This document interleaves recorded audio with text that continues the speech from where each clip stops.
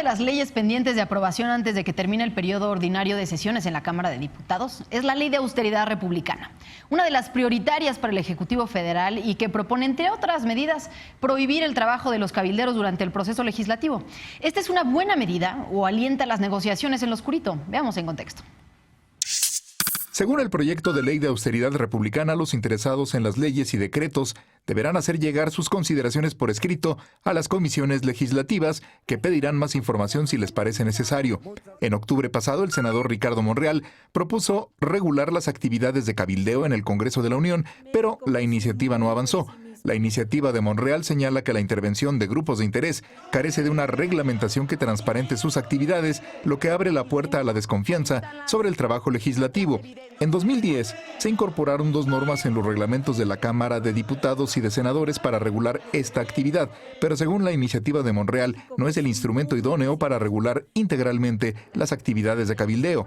La ley de austeridad promovida por Morena, a petición del presidente Andrés Manuel López Obrador, establece que los funcionarios públicos dejarán de recibir bonos, comisiones, compensaciones o percepciones extraordinarias al salario. Además, les prohíbe utilizar sus atribuciones o facultades de su empleo, cargo o comisión para que se contrate para cualquier cargo público a personas con las que tengan lazos de parentesco. También establece que las prerrogativas y las subvenciones de los grupos parlamentarios deberán reducirse al mínimo y prohíbe cualquier acto para la obtención de recursos públicos que impliquen un conflicto de interés, sea vía directa o a través de familiares. El pasado 25 de abril, el presidente López Obrador dijo que de no aprobarse la ley, emitirá un memorándum, como lo hizo con la reforma educativa. Y estoy esperando que se apruebe la ley de austeridad.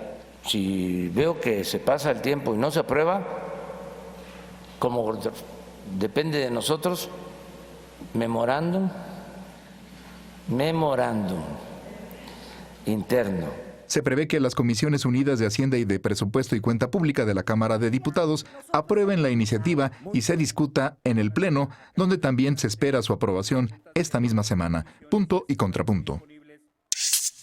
Bueno, este es un tema que se ha discutido poco en México y que a mí me parece súper interesante. Elisa, ¿por qué no empiezas tú platicándonos, sobre todo porque tú haces mucho de esta labor en el Congreso? La cabildera. Desde la sociedad civil, ¿no? Y bueno, varios de los que están en esta mesa lo han hecho, esa excusa, ¿no? de participar por conflicto de interés. No, bueno, a ver, sí, yo me quiero tomar 2 segundos del bloque para más bien hacer una introducción antes de que mis compañeros se me vengan a la yugular defendiendo la necesidad de regular el cabildeo. De entrada, decir que estoy a favor de la necesidad de regular el cabildeo. Pero, ¿qué es el cabildeo? Bueno, el cabildeo es un componente de una cosa que en lo más amplio se conoce como la abogacía pública. Es decir, la capacidad de individuos pertenecientes a la academia, las empresas, a organizaciones de la sociedad civil, a grupos políticos, influencien de alguna manera el resultado y el proceso deliberativo de algún acto de autoridad, particularmente los procesos legislativos que incluyen, por sí mismo, su proceso incluye etapas de discusión, de deliberación y donde más de una persona interviene en la toma de decisión y por lo tanto esos acercamientos que se hacen de manera informal o formal, donde tú puedes llevar información, donde tú puedes acercar evidencia, donde tú puedes incluso proveer argumentos e intentar dar propuestas alternativas, pues se realiza con legisladoras, diputados, senadores, en los congresos locales, etcétera, etcétera.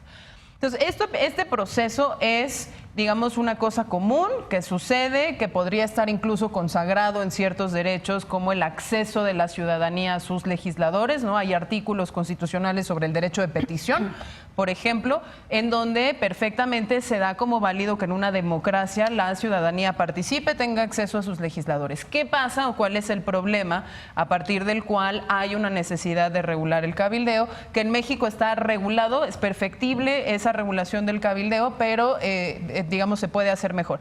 El problema es que hay muchos actores particulares, representantes de empresas, representantes de grupos de presión específicos, representantes incluso de la sociedad civil con una visión muy puntual sobre un tema, buscan imponer de alguna manera o incurren en prácticas, digamos, poco deseables como regalos, como Pues sí, incluso en sobornos a los y las legisladoras que se tienen que evitar para que, aunque no se viole el derecho de petición y no se viole el acceso de la ciudadanía a sus legisladores, pues no ocurra que de pronto tienes leyes hechas a la medida de un grupo en particular, de una empresa en particular, que después podrían minar el interés común ciudadano sobre una causa, ¿no?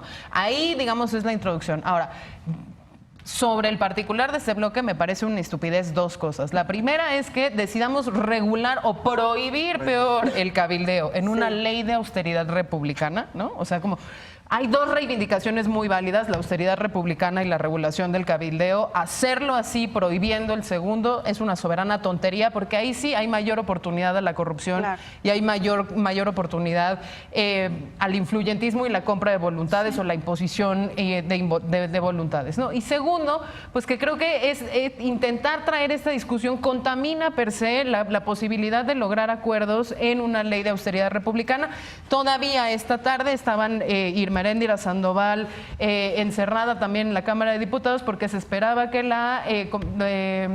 las Comisiones Unidas sesionaran desde la 1 de la tarde, se fueron a las 6, todavía no había acuerdos sobre dos iniciativas de ley de austeridad republicana, una impulsada por Mario Delgado, otra impulsada por Irma Eréndira Sandoval, y entonces pues lo que estamos viendo es formalmente la contaminación de dos discusiones que sería muy sano tener, donde yo sí tengo que decirlo porque es el argumento que he utilizado con el tema de drogas durante muchísimo tiempo, las prohibiciones absolutas son una soberana estupidez y lo único que presentan es mayores consecuencias negativas del bien original que se buscaba tutelar o lograr, ¿no? Sí. Eder. Sí, a ver, hay otro antecedente inmediato. Porfirio Muñoz Ledo, en la Ley Orgánica de la Cámara de Diputados, ya intentó regular el proceso de cabildeo, hacer una lista de las personas que se asumen como cabilderas, y me parece interesante el ejercicio. Yo saludo el hecho de que se debata, pero también me parece absurdo que se quiera prohibir. Primero porque yo, como actor político, que me dedico a hacer política, en muy buena medida el diálogo también es cabildeo.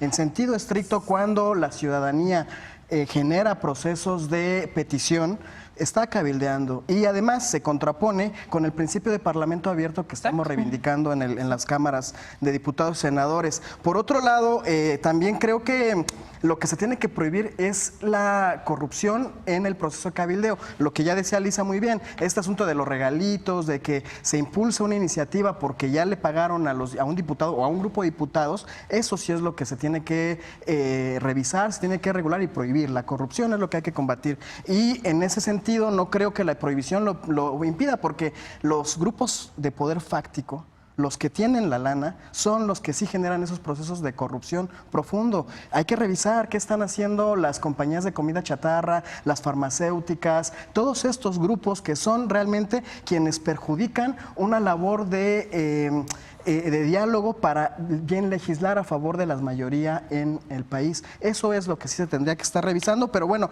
al menos se está discutiendo y eso es la parte positiva. Yo espero que no termine en estos términos que lo están planteando de prohibición, porque sería lamentable para el principio del Parlamento abierto, que es una reivindicación de la Cuarta Transformación. A ver, Laura, me habías pedido A mí me parece que coincido en el tema de que regular es controlar.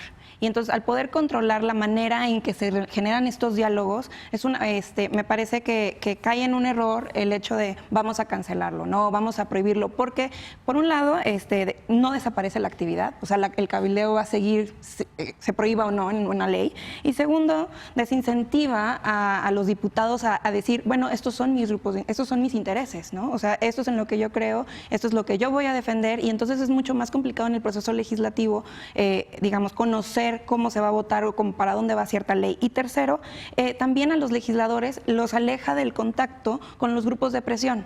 Entonces, al momento de definir su voto, no pueden hablar con nadie. Y eso, en todo caso, a mí me preocupa, por ejemplo, para sobre todo los legisladores de oposición, el carecer de argumentos de parte de la sociedad civil y de organizaciones que han construido cosas. Entonces, creo que se pierde mucho con eso. Y coincido en que son temas totalmente diferentes. Una cosa es la austeridad republicana, que yo tengo mis reservas. Estoy a favor de un gobierno eficiente, pero está probado, incluso Felipe González le dice que es el austericidio, ¿no? O hay varios varios pensadores alrededor de global que dicen, oye, invertir menos en gobierno, o sea, ser menos austeros, nos desincentiva la economía nacional, ¿no? Entonces son dos conceptos diferentes y al meterlos en uno solo se vuelve complicada la discusión porque estamos hablando de cosas distintas. Y creo que eso complica la discusión y vamos a ver qué sucede, ¿no? Ahora, la cooptación de los legisladores o los funcionarios públicos muchas veces viene desde antes de que inicien incluso los periodos de sesiones, viene desde campañas, ¿no? Y hay legisladores que ya llegan con tales compromisos de campaña que poco pueden legislar. ¿Realmente con este tipo de ley se puede regular o en dónde tendríamos que empezar a parar esta dinámica que es tan nociva? Pues es que yo creo que más bien si hay que hacer bien la distinción de lo que hace una organización de la sociedad civil o lo comentamos fuera del bloque, un legislador que es profesor y que desde luego que tiene una representación del sector de los maestros. Y una agenda clara. Y una agenda muy clara, transparente, y el debate puede ser público y a la luz. Y otra cosa es lo que sucede con los grupos de interés económico que hacen sus bancadas en las distintas legislaturas para defender intereses Bueno, que yo no sé si particulares. hay ciertos maestros en este país que también forman parte de un grupo de interés económico. Sí. Podría ser, o sea, digo, No ves. hay muchas cosas, pero la intención de regular, o aquí todos le damos el visto bueno a regular, porque regular significa, o debería significar, transparentar el actuar Claro. de todas estas personas. O sea, los grupos de intereses económicos en México actúan de formas tan opacas y tan perversas. Además, quiero traer a colación ahorita que hablaba Eder de la comida chatarra, el caso del gobierno espía.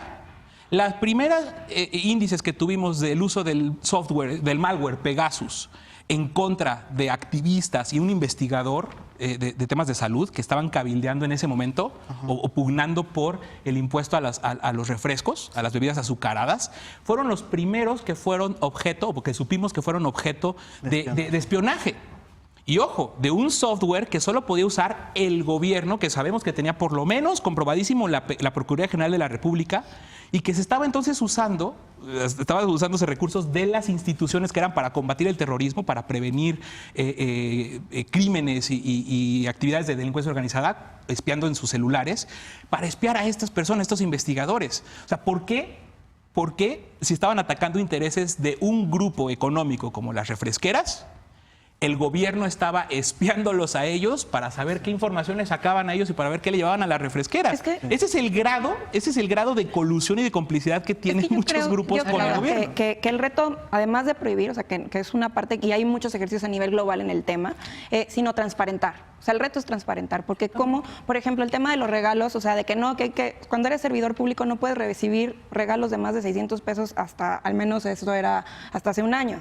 Entonces... Pero una casita blanca o algo así. Pero seguía sucediendo. Entonces, en el que esté en un marco jurídico no necesariamente lleva, porque pues, somos mexicanos y sabemos que hay muchísimas vías para hacer las cosas. El reto es, como bien dices, transparentar. No, pues es que eso es lo que pasa. Yo veo que es así la derecho. Oigan, pues decían que este tema no iba a dar para discusión y a mí se me hace que va a dar para varias trae mesas también más. al asunto de las puertas giratorias, ¿eh?